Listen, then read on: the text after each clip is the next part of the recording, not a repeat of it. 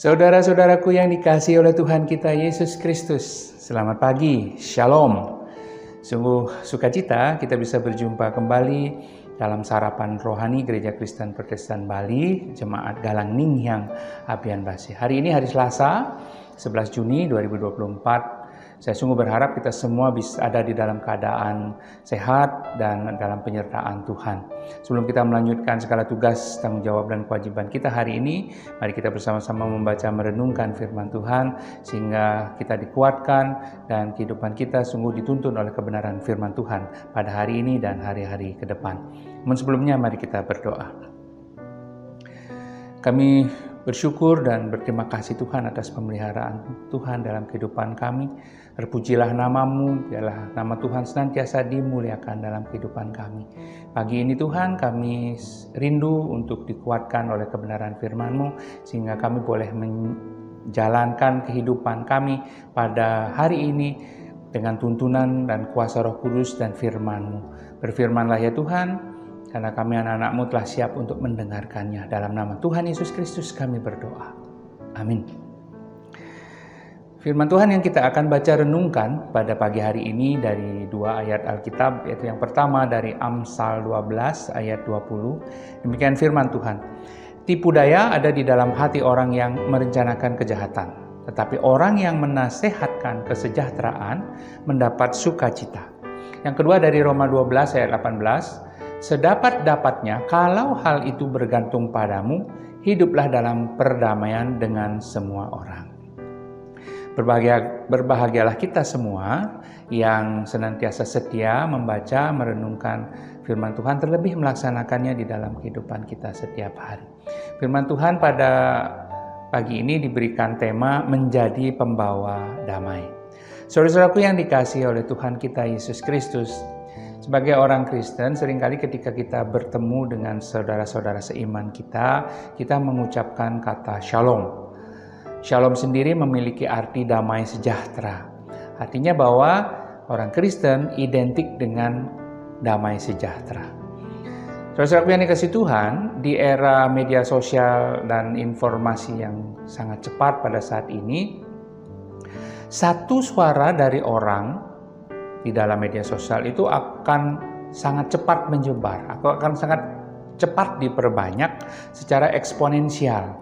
Apakah suara itu atau pendapat itu benar atau salah, adil atau merugikan, baik atau kejam, itu tidak peduli, bergerak secepat itu seketika itu ke seluruh penjuru dunia.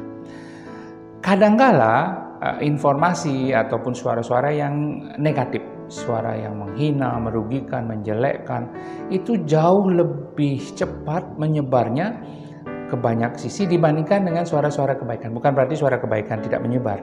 Menyebar juga, tetapi lebih sering kalah dibandingkan dengan suara-suara yang sifatnya negatif, menjelekkan, menghina, bullying, dan lain sebagainya.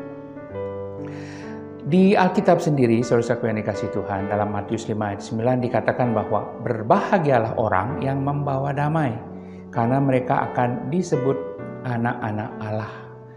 Jadi di sini kita bisa melihat bahwa anak-anak Allah memiliki misi mulia di dunia, yaitu menjadi pembawa damai. Siapa anak-anak Allah itu sesungguhnya? Tentu saja kita, saya dan saudara-saudaraku sekalian sebagai orang-orang yang percaya kepada Kristus sebagai anak Allah. Seorang bisa menjadi pembawa damai, berarti dia membawa damai kepada sesamanya. Tentu saja seseorang dikatakan menjadi pembawa damai jika di dalam dirinya tersebut ada damai. Tidak mungkin dia disebut menjadi pembawa damai kalau dia sendiri di dalam dirinya tidak membawa damai. Lalu kalau dia tidak membawa damai, apa yang dibawa? Kan begitu. Tetapi karena itu di dalam diri pembawa damai tersebut seharusnya ada damai, yang dalam hal ini adalah damai Kristus. Baik itu di dalam setiap pemikirannya, perkataannya, tindakannya, semua yang dia lakukan memancarkan damai bagi orang-orang di sekitarnya. Damai yang dibawa ini akan terpancar melalui setiap tindak tanduk, pemikiran, ide, gagasan, narasi, perkataan, apapun yang disampaikannya, serta bagaimana cara merespon dari setiap kejadian yang ada di sekitar. Mereka yang membawa damai hanya akan menyebarkan berita-berita yang baik, yang bermanfaat, berguna, dapat dipertanggungjawabkan, yang sifatnya membangun, yang memberi semangat, sukacita, dan motivasi dan harapan bagi orang-orang yang mendengarkannya. Mereka yang membawa damai akan melakukan tindakan yang sifatnya positif, yang berguna bagi dirinya sendiri, keluarga, teman-teman, masyarakat, saudara, dan orang-orang yang ada di sekitarnya. Mereka yang membawa damai juga memiliki tujuan yang pasti akan masa depan di dalam pergaulan, yang memberikan nilai positif bagi orang-orang yang ada di sekitarnya. Mereka yang membawa damai menjadi contoh di dalam menaati aturan-aturan yang berlaku, baik itu di sekolah, di tempat bekerja, di masyarakat, di gereja, termasuk juga mungkin aturan di dalam berlalu lintas.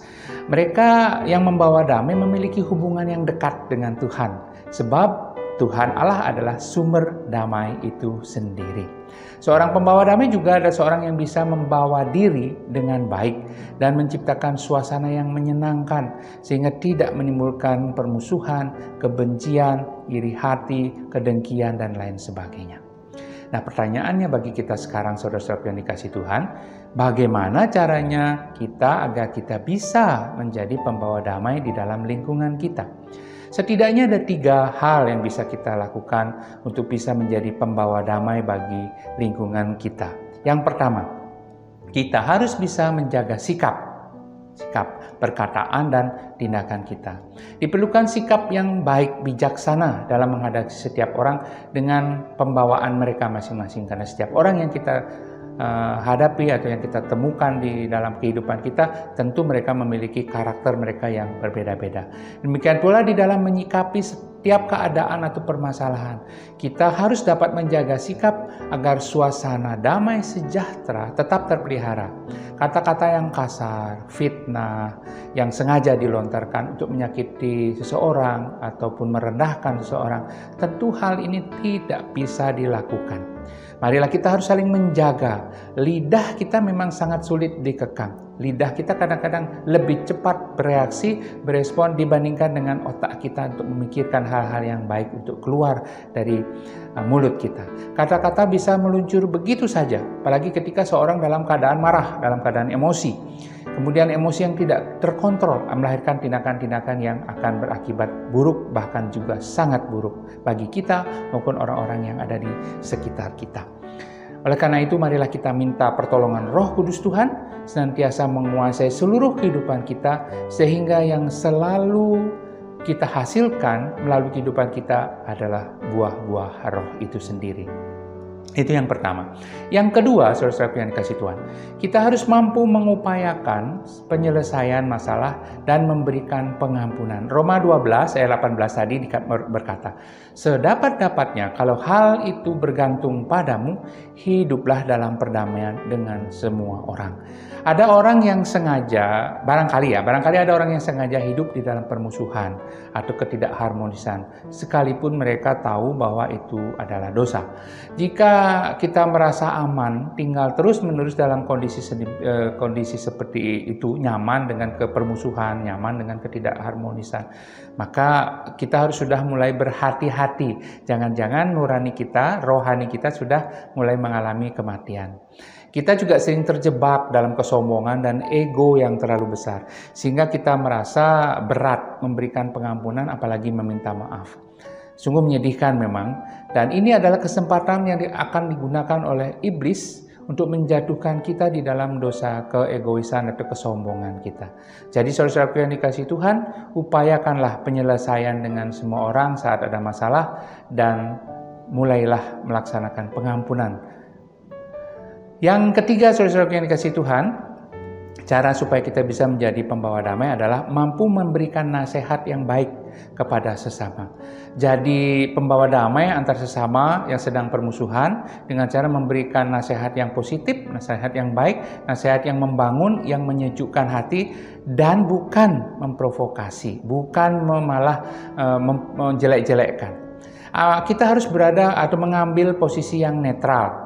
jangan memihak pada salah satu pihak. Kita wajib saling menasehati dan mendorong dalam melakukan apa yang baik dan apa yang benar. Dengan demikian maka kehadiran kita akan seperti lilin yang selalu memancarkan dan memberikan cahayanya.